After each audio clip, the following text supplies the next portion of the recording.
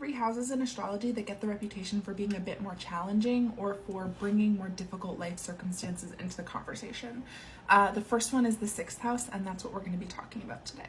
So the sixth house on a basic level is all about your mundane work life, your daily rituals, and your health routines, right? The way that you take care of yourself in small building blocks daily, hopefully building towards something long-term, because what we do every day in those small building blocks become who we are, right? So in a lot of ways, the sixth house is speaking to the materialization of our internal circumstances, right? Because we're in a cadent house right now that's building on the themes set up by the angular house of the fourth house. So we're still talking about something very intimate and something very private.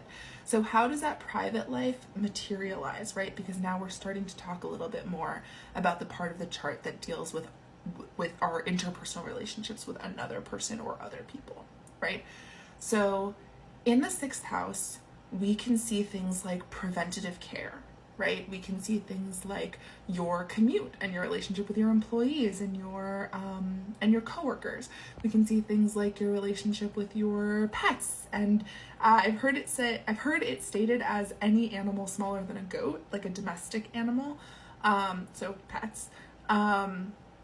You can see your relationship with your to-do list. You can see your relationship with your rituals, with your health routines, with the way that you take care of your physical body, right? This is the joy of Mars. This house is the joy of Mars. So there's a certain level at which, like, we're just talking about moving through the world, another level at which we're talking about regulating our energetic systems, right? Mars, and willpower, because in a lot of ways, the sixth house is talking to the small things that we do that don't have a lot of returns in the moment, but hopefully have big returns long-term if we keep doing these small things every day, right?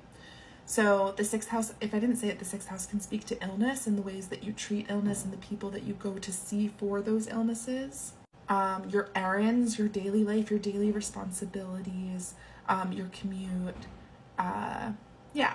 In some ways, the sixth house can seem similar to the third house. The difference is that this is not near and dear, right? This is, these are your daily responsibilities, but it's so much more cause and effect than it is emotional connection or closeness, right? This isn't so much about communication, it's about what you're doing. In fact, the difference between the planets that have their joys there can kind of clarify the difference between these houses. The moon has its joy in the third house. Mars has its joy in the sixth house. This, like I said, is a cadent house. So we're building on the themes from the fourth house, but we're also releasing them into the process of getting ready for a new angular house, which is what we're going to have next.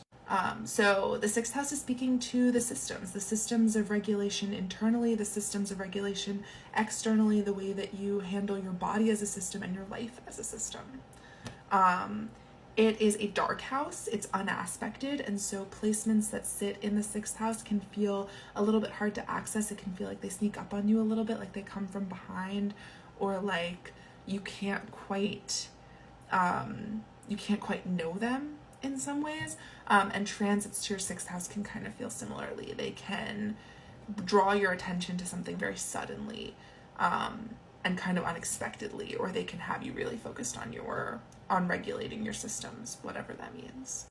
Transits to your sixth house can trigger changes to your work ethic, and they can also make you more conscious, bring your awareness to your consciousness of your body in some ways, and highlight the ways that you are of service or the ways that you want to be of service.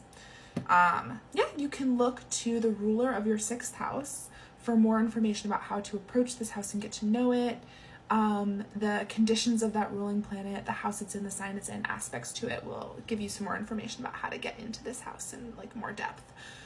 If you have any questions, please let me know. And up next, we are going to be talking about the seventh house.